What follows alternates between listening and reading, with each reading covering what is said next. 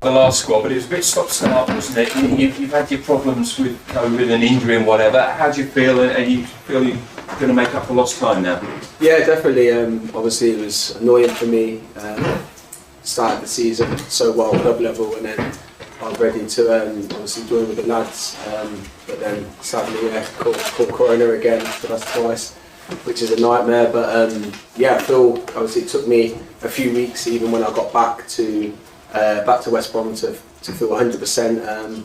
But I feel much better now. I've got my energy back a few weeks ago, and got my fitness back, and I played in the last few games for West Brom, and I feel ready to obviously play in these games. Obviously, goals are what Ireland needs. You feel you're in good form. There are options going ahead at the weekend. Yeah, obviously I've said in previous interviews that about I want to be involved in goals and scoring and assisting and being a threat further up the pitch, and I've been doing that club level, and I've been assisting and scoring goals for West Brom. So hopefully I can bring that to international level for these two games. Is there a comparison between how many chances you might have at international level compared to in the Championship? Obviously, it's a different standard. You're playing against the best players in every country. So yeah, you could say it's obviously tougher. But then again, Championship is a very good level. But unfortunate at Championship level, and here I'm playing with good players, so chances will definitely be created, or I'll be creating them, and hopefully we can put them away. I find it's probably a question you've been asked a million times, but what is your best position, and long term do you hope to be a number 9? I like to obviously play up there, and because you're involved in all the attacks. Sometimes when you're coming from the side, you're arriving and you're getting there, third man runs, etc. But I think, as I said, this season I've played as a 9 at club level and scored a few goals, and I've played out wide and assisted a few goals as well. So that forward area is definitely key, and I think in both club and here we're playing similar styles of late, and I've played in any of them 3 positions. Thank you. Paul? Nice to hear. Callum, how are you? Ireland actually started quite well against Azerbaijan when they met in Dublin last month, but they just couldn't take their chances. Will that be key for Ireland to win on Saturday? Yeah, it definitely will be, and we've been working hard already this week on, even though we started the game well, there was moments in the game where we've done a few tweaks and analysed the last game, and hopefully we can bring that into Saturday and it can work for us. So we've seen glimpses of good play from Stephen's team so far, but it's still just 1 win from 16 attempts under him. Are you surprised by how long it's taking for the team to click?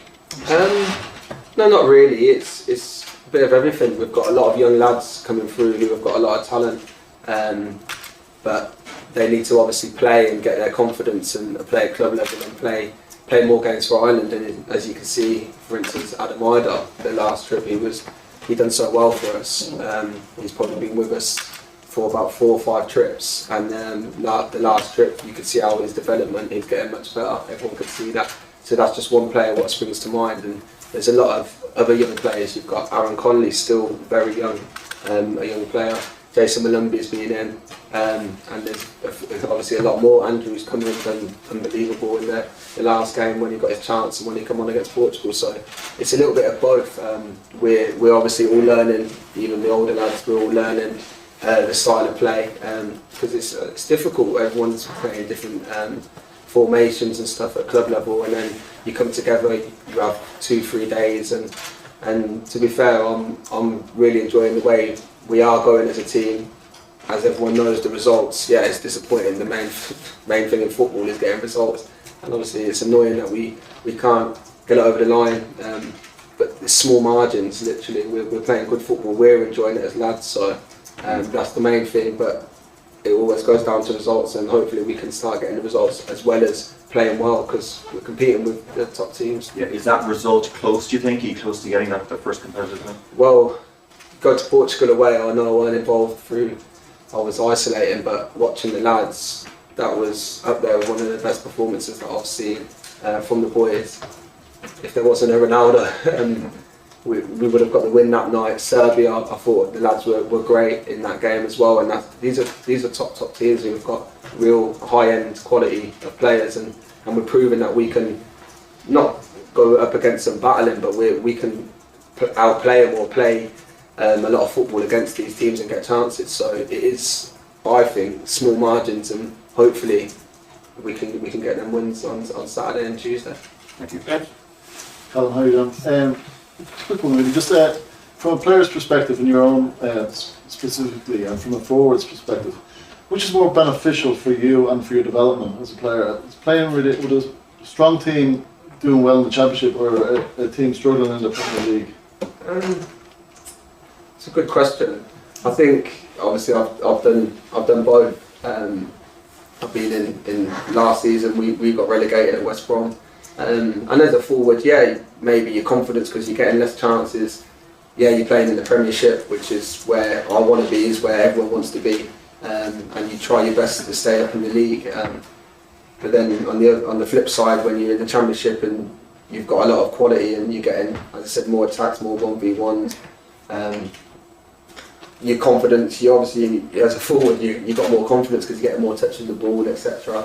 But then you have that confidence when you are in the Premier, you're a Premiership player. So I would definitely say probably being in the Champ and actually winning games is like anything, it's confidence. And yeah, at the moment we're doing really well in the league, and you come into here, yeah, definitely more confident. Yeah, so then coming to Ireland camp, then do you think it gives you an advantage in arriving with that sort of pep in your step and that sort of confidence, and the manager probably sees that in your play? Yeah, I would say so, yeah, because if you're scoring and assisting goals as a forward, then you're always going to be confident, you know, if that chance drops. Where, as I said, in the Premiership, it's lovely being there, but most of the games are tough, and you get probably one chance in a game where you could probably get 3 or 4 chances in the Championship. So if you are scoring and assisting goals, but if you can do that in the Premiership, then you are living life, definitely. Cheers. Yeah. Hi, Callum. Matt Doherty said the other day that he hopes that Stephen and his coaches stay in church for a long time. Would you agree with him? Yeah, definitely. Yeah, I think we're going in the right direction, and it's hard for maybe fans to see that, because at the end of the day it is results. But I've been involved in football now for a long time, and first in football, and you can feel it. You can feel that it's coming. We've played some great football along the way. Yeah, some disappointing results, but for the long term, I think with the young players coming through and to be learning off the gaffer and Keith and with the tactical way of how we want to play, football, I wouldn't say it's changing, but this is the way forward. And the more that, as I said, these young lads coming through, and even like us older lads learning, then we're only going to get better, and hopefully that, as I said, them small margins where we win 1-0 or 2-1, then that will come. Yeah, Matt also talked about if we could see what was happening on the training ground, we wouldn't really be in any doubt as to how good the coaches are and how good the manager is.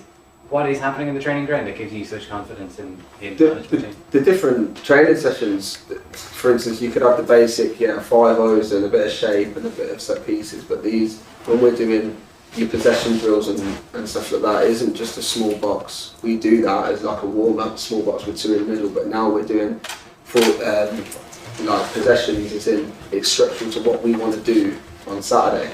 So the level of the coaching has been really good, and as I said, for the long term and for the teams now in the Premiership and the Championship, this is where it's going, and we need to stick by it. And as I said, I've been enjoying every moment since obviously the gaffer's come in, because you're always learning, and as a player you always want to be learning a different, not a different way, because a lot of managers are doing it, but a way of playing football and how to get out and how to break down the team. It's been really good. It's when the live section. Yeah, Callum, you talked about the feeling that it's coming, and that feeling is amongst supporters as well. But how do you think, in order to keep the supporters buying into that, would you describe the game against Azerbaijan or the game against Luxembourg that they are must-win encounter? Yeah, of course. Listen, as I said, there's been disappointing results along the way, and we know that they're the games that we need to we need to be winning. It's a fact, but then on the flip side, for instance, the lads against Portugal, in the past, Portugal with the quality that I've got, you're hoping you get a 0-0, or if there wasn't a Ronaldo, the lads are winning 1-0 against Portugal. So on the flip side, that's a positive. We didn't just get out football against Portugal. Had a lot of possession, but when we had chances to play and counter attack, that's tactics and that's coaching that comes from the training pitch. So yeah, okay, understand them games. Yeah, we do need to be winning. We know that. We've come in fuming, gutted with each other, and as a staff, as a group. But we know that now we can, with the way that we're playing, compete with the very best. Serbia, as I said, they're no mugs. They're all their names. They're in the top leagues, Champions League, etc. But we probably deserve to win in the end. And on that night, I thought towards the end, and that's the way, because the way we're playing, where before we'd be hoping for a 0-0 and getting out the pitch, but now we're actually trying to play through the thirds, and obviously, as I said, it's difficult for fans, etc. because at the end of the day, it's results. Wins are important, but I can feel that we can get to a point where we can play like this and still be winning games, and I don't think it's far off. Aidan? Thank you. Okay, Callum, I just ask you about the experience with COVID. A lot of players who've had it say that even afterwards they experienced difficulty. Player from Bohemians here in the league said he had difficulty breathing. Took him a while to get up to speed. Just how were you after it? Because you've obviously had it twice. Yeah, so the first time wasn't as bad as the second time. Smell, taste, the normal symptoms. The second one, I had a little bit of a bad chest, which was a little bit annoying. So it took probably longer to get back to my full fitness and to get my energy back, because I think it took a little bit more out of me than the first time. And just on the wider point, there's been a lot of talk recently. Jurgen Klopp was very impassioned last week about the issue, and Stephen says he would prefer if players here were well vaccinated, but he can't force them to get vaccinated. As I said, Jurgen Klopp, what's your take? And you've had it twice. Do you feel that it should be a condition of being international football, professional footballer? My honest opinion would be it's your choice. Like I wouldn't be to say everyone should be vaccinated or you shouldn't get vaccinated. I think it's your personal choice. If you want to be vaccinated, then go do it. But if you don't want to, it is what it is. It's everyone's choice. I can't tell people to get it, and I can't tell people not to. Dave, what's your personal choice, Callum? Have you decided to get vaccinated? I haven't been vaccinated yet, no. So that's my choice at this moment in time. So people might think that's unusual given your own personal health experiences recently. Yeah, of course. As I said, it's obviously annoying that I've got it twice, but I haven't been vaccinated. Further down the line, I could change my mind. I want to do it, but at this moment in time, I haven't been vaccinated. No. Callum, do you mind if I ask you why you didn't do that? I just haven't done it.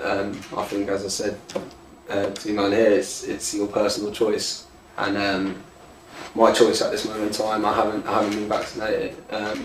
I know, as I said, there's managers and people that will want you to do it, which is right in their way of what they think. But everyone has their choice and what they want to do. I wouldn't force it on people to do it or not. It's your choice. It's your body. And Fair enough.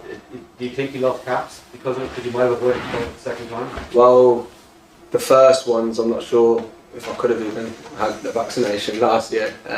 Yeah, so obviously I missed the two. I think I played one. I played the Serbia away.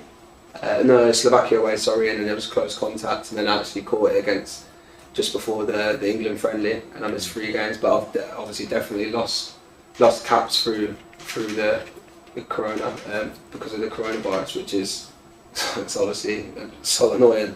That virus can take away caps from you, but if the second time you got vaccinated, there was a huge percentage of a chance of you not getting it a second time. Did you realise, like the most recent time, you realised? On the other month? Yeah, if you were vaccinated, you would have been able to play for Ireland. Yeah, I know. But that, as I said, that was my choice. I haven't been vaccinated, and that's where I'm at the moment. As I said, if things might change, but I think, yeah, I want to get vaccinated. I'm going to do it, but at this moment in time, I haven't made that decision at the moment. I'm not. No.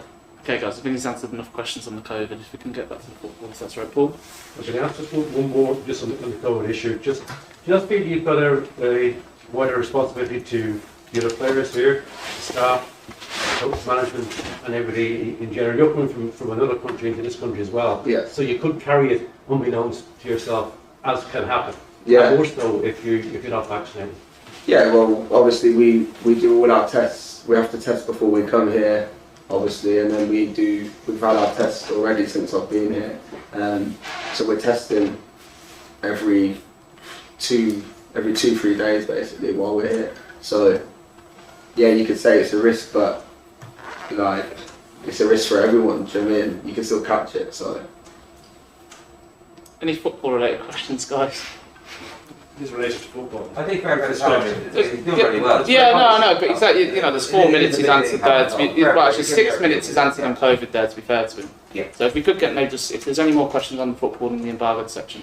Can I just ask us a side order, but it's not related to the match weekend. Darrell O'Shea, how is he coming on there? Just has a lot of interest.